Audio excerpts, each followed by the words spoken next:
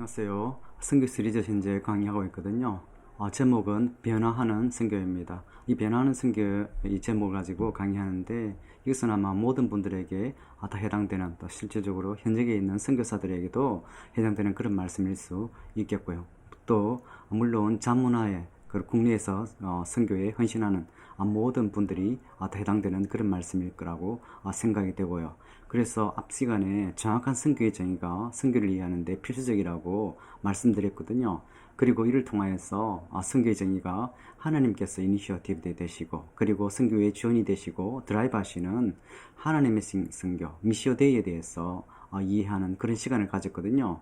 그리고 오늘 하나님의 선교에 헌신적으로 참여하기 위해서는 바로 선교 운동의 흐름과 선교의 패러다임 변화를 성경적이고 또 선교 역사를 통하여서 이해해야 되는 그런 부분이거든요. 그래서 오늘 변화하는 선교, 선교가 어떻게 지금 흐르고 있고, 그리고 이 시대에 어떻게 우리가 그런 마인드셋을 가지고 섬겨야 되는지 실질적으로 많이 도움되는 그런 시간이라고 생각되거든요. 다음 슬라이드에서 넘어가 보시죠. 이번 슬라이드 제목은 선교 운동의 흐름과 그리고 복음주의와 에큐메니컬 진영에서 어떤 선교 운동의 흐름이 있는지를 살펴보는 시간이 되거든요. 선교는 점진적으로 발전하죠. 또 변화합니다. 우리 사도행전 8장 스테파네의 순교 이후에 초대교회에서 박해와 순례자들을 통하여서 교회가 의도하지 않게 다양한 방법으로 이 복음이 전 세계적으로 퍼져나갔거든요. 그리고 19세기가 기독교 선교운동이 시작된 위대한 세기라고 한다면, 그 20세기의 복음의 진전은 또 놀랍죠. 이제 거의 전 세계 곳곳에 지역적으로는 다 들어갔다고 보는 그러한 세기에 우리가 지금 현재 있거든요. 물론 이제 종족 중심인 그런 부분이 이제 선교에서 대두되는 부분이고요. 그리고 이제 기독교는 세계 종교가 되었죠. 20세기에는 보다 특별한 많은 선교 단체들이 있을 거예요. 그래서 선교회들은 라디오 방송, 항공 선교, 번역가, 성경 번역 등 전문 사역으로 이제 이게 20세기에 발전된 거거든요. 우리가 실제적으로 많이 익숙하지만 이런 것들이, 이 개념들이, 그리고 선교 영역들이 20세기에 발전된 그런 부분입니다. 그리고 전 세계적으로 선교사 파송 단체들이 진짜 많이 늘어났죠. 그리고 1900년부터 20세기잖아요.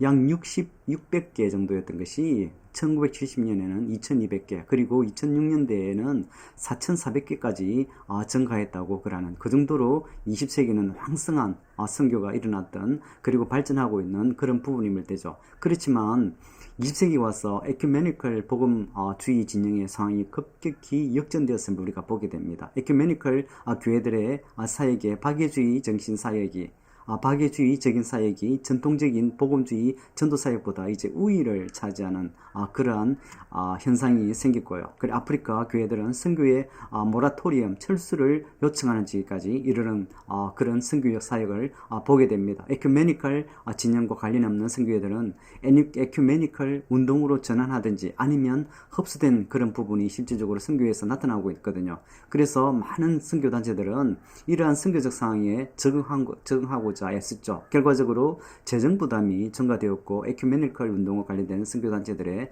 선교사 수는 급격히 감소된 것을 보게 됩니다. 이것이 실질적으로 20세기 일어났던 이 선교의 지금 흐름이고, 그리고 지금도 현재적으로 진행되고 있는 그런 부분이거든요. 그리고 이러한 변화는 많은 선교단체들의 와해와 선교사들의 역할에 재정비를 의미하는 부분을 우리가 볼 수 있고요. 물론 지금 현재 코로나로 진행되면서 그리고 또 어떤 선교의 또 다른 한 페이지를 또 쓰는 그런 부분을 우리가 목격하는 그 현장에 있습니다. 그리고 다음 장 한번 보면서 넘어가시죠. 이 문장은 선교의 패러다임 변화입니다. 바로 하나님의 선교라는 것을 바로 우리 앞 강의에서 좀 지적했던 부분이거든요. 선교의 점진적 발달, 변화들, 그리고 더욱 주목해야 할 점은 바로 선교의 패러다임 변화였는데, 바로 20세기 중반의 선교에 대한 이해에 있어 이 코페르니쿠스적인 혁명이 일어났다고 합니다. 바로 선교는 하나님의 선교, 미시오 데이로 이해하게 된 거죠. 곧 선교는 하나님의 주도권과 성품에 뿌리 내리고 있다는 그 관점이 미시오 데이입니다. 하나님의 선교입니다. 성경에서 우리는 그 본질에 있어서 오늘날 선교의 토대가 되고 있고, 하나님을 그리고 이를 통하여서 만나게 되는 그런 부분을 되고요. 선교는 하나님부터 시작되고, 그리고 그것은 선교의 하나님이기 때문만이 아니고 그의 성품 자체가 선교이기 때문이라고 말하고 있습니다. 선교의 주인이신 하나님은 초대교회를 통해서 복음을 예루살렘 밖으로 전하기 위해 다양한 사람들을 모으셨죠. 그리고 하나님은 우리가 예상치 못하는 그런 방식으로 교회가 선교적인 행동을 하도록 사람을 모으시고 보내신 분이시니 바로 하나님신, 바로 미시오데이 하나님의 선교를 갖다가 선교를 하는 것을 우리가 이해해야 됩니다. 바로 이것이 선교의 패러다임의 변화거든요. 우리가 하는 것지만 실질적으로 하나님께서 이니시어티브 되시고 하나님께서 드라이브 하시는 것이 바로 선교 패러다임의 그 오늘날의 변화입니다. 그리고 선교에 있어서 현 시대는 이전 그 시대와는 확연히 다른 것을 보게 되거든요. 그래서 창의적이면서도 책임성 있는 그리고 상상력으로 예수님과 초대교회의 논리들을 현 시대의 상황에 맞춰서 선교의 의미에 대해서 설명할 필요가 있다고 우리는 이해해야 됩니다. 그리고 기독교 신앙의 역사성과도 분명히 관계되는 거죠. 하나님은 하나님의 계시를 추상적인 명제를 통해서 결코 아니고 구체적으로 사람과 사건을 통하여서 소통하시는 분이거든요. 바로 성경에서 성경적 신앙은 성육신적입니다. 그래서 하나님의 실제가 우리 가운데 일상으로 들어온 것이 바로 이 선교의 그리고 신앙의 실제인 거죠. 그리고 이와 같이 현 시대까지 이르는 각 시대마다 선교의 의미를 오늘날의 선교의 패러다임으로 그리고 반영해야 됩니다. 창조적이어야 됩니다. 창의적이어야 됩니다. 그래서 책임성 있는 상상력으로 바로 우리가 복음을 바로 이 이 자문화적인 사역에도 적용되죠. 그리고 타문화 사역에도 적용되는 그런 부분임을 우리가 알 수 있겠죠. 그리고 한스 코행 이 학자는 바로 패러다임을 갖다가 6개의 주요 패러다임으로 구분한 학자이거든요. 바로 첫째, 초기 기독교의 묵시적 패러다임이고, 그리고 두 번째는 교부시대의 헬레니즘 패러다임입니다. 이건 헬레니즘을 통하여서 전 세계 가운데 복음이 전파된 그런 부분이죠. 그리고 중세 로마 캐톨릭 패러다임, 또 로마 캐톨릭을 통하여서 복음이 전거된 그런 부분이고요. 그리고 네 번째로서는 바로 종교개혁의 패러다임, 그리고 다섯 번째는 근대 계명주의 패러다임, 마지막으로 근래의 에큐메니컬 패러다임이 바로 한 주축을 이루는 그 6개의 구분을 이루거든요. 각 그 부분들이 실질적으로 우리가 선교에 기여하는 흐름들을 각 시대마다 하나님께서 어떻게 드라이브 하시는가를 이해하면 우리가 어느 정도 이 부분을 갖다가 선교 흐름을 이해할 수 있겠죠. 그리고 이것은 각 시대마다 그리스도인들은 자신의 상황 속에서 기독교 신앙과 선교의 의미에 대해서 고민하였고 하나님의 의도에 충실해야 한다고, 그리고 믿고 또 논쟁하면서 발전하는 것을 볼 수가 있겠죠.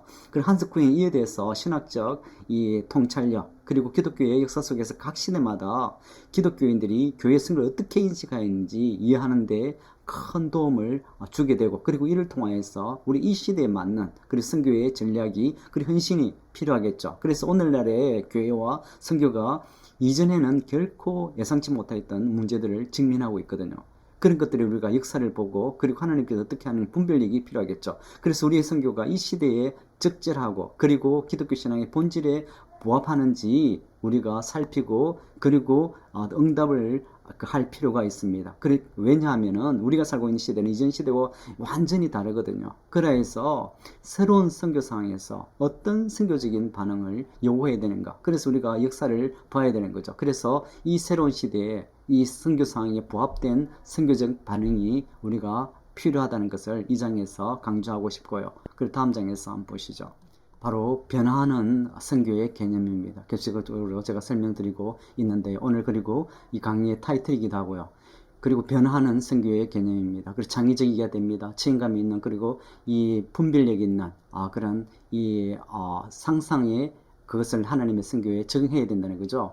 그리고 그 가운데서 모든 것이 선교인가를 질문이 어떤 선교의 개념적인 본질의 질문이 되거든요. 바로 이것은 데이빗 포시, 그 유명한 선교학자입니다. 그리고 오늘의 변화무쌍한 선교 상황 속에서 바로 선교의 정의에 있어서 그런 본질적인 것에 돌아보는 그런 필요성을 제기하는 거거든요. 그리고 데이빗 포시는 선교의 변혁은 선교가 실제를 변혁시키는 행위로 이해해야 됩니다. 그리고 또 선교 자체도 지속적으로 변혁되어야 된다고 그는 강조하고 있거든요.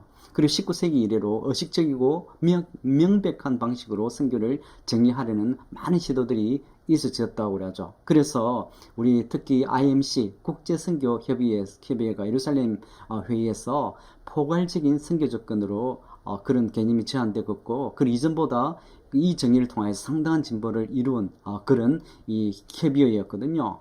그런데 1950년대 이 또 같은 IMC 회의에서 디아코니아, 그 앞에서는 케리그마, 그리고 코이노니아 이런 개념들이 선교의 포괄적인 접근에서 이 나온 용어들이거든요. 그리고 1952년 훌랭겐 회의에서는 정인이라는 아주 중요한 개념이 추가되어 그를 통해서 여러분들이 익숙한 그런 용어들을 우리가 보게 되는 거죠.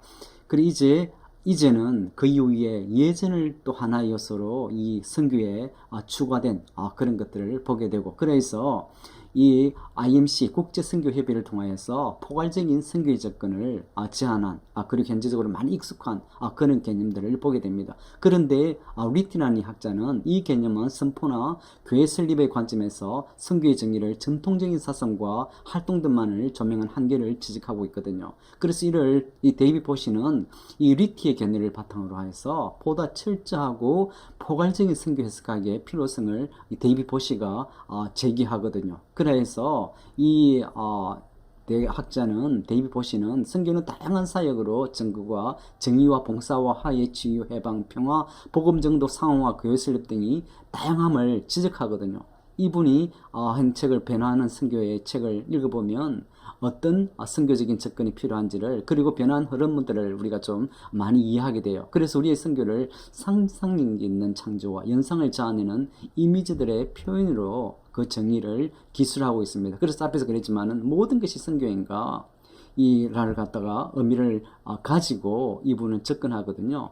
그래서 다양성을 갖다가 이분은 인정합니다. 있어야 되고요. 그렇지만은 이 데이브 보시가 유의해야 될 한 점을 갖다가 제기하는 부분은 선교에서 다양성, 창조성, 이 책임성이 있는 그런 상상력을 다 초래하고 그걸 적용할 필요가 있죠.